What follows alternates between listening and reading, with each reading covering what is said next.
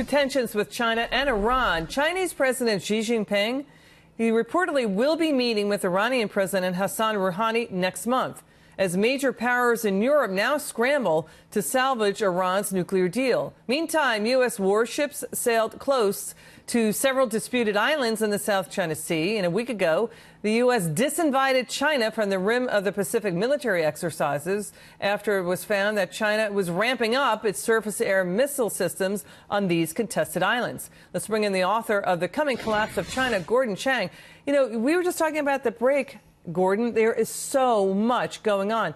What is President Xi Jinping trying to do, taking advantage of the U.S. pulling out of the Iran deal? What's the strategy here? Well, China and Iran have always had a close relationship. So China has invested in gas and oil in Iran. Also, Iran's nuclear weapons program is composed of Chinese parts. Through Pakistan, you have the centrifuges. Also, you have China selling materials directly to Iran surreptitiously.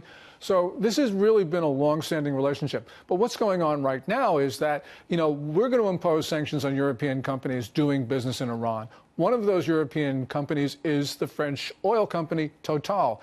And Total has a big investment in an Iranian gas field, the largest gas field in the world.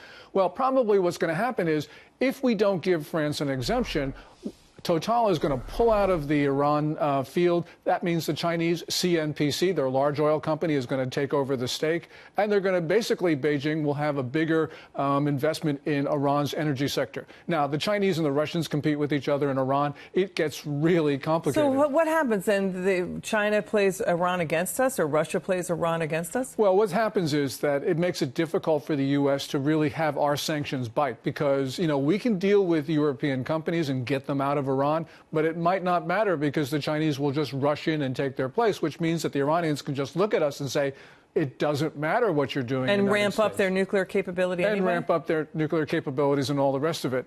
The U.S. needs to deal with China as well. And we have the ability to do that. The question is whether we've got the political will. And we've got all these other disputes with China right now. This is a major, huge thing right now. You're talking about China linking up with Iran. I mean, China is a big factor, and you've talked about this on different levels. Militarily, North Korea's belligerent tone, those two big China energy companies positioning themselves to take over Iran's oil and gas fields. Give the lay of the land if it's now the axis is China and Iran and Russia. Yeah, well, China and Russia do compete for influence in the Middle East.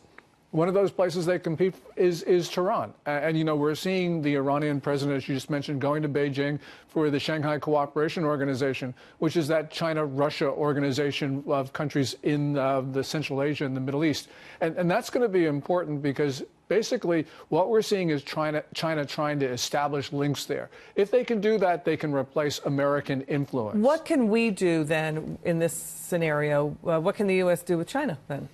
Well, there's all sorts of issues. And I think what we have to do is start imposing costs for some dangerous and belligerent... Is that why Trump moved forward with the $50 billion in tariffs against China? Is that partly, you think, behind it? It's my guess. This took everyone by surprise. The announcement this morning that the U.S. was going to go ahead with tariffs on $50 billion worth of Chinese goods under Section 301 of the Trade Act of 1974. That's for violating, intellectual property, stealing it. We've had to have some costs on them. And President Trump has said, look, I don't like tariffs, but this is the only way to do it. And that's why, this took people by surprise because everyone had assumed that this general trade deal that people were putting together was not going to include these Section 301 tariffs. Well, lo and behold, they're there, and the Chinese are going to be shocked. Well, actually, we're shocked by this. Wow, it's an unfolding story. And you're right, there is so much, every day with this story. And we love having you on to help us out with a great analysis there, Gordon. Come back soon. Thanks. Thank you so much for coming on.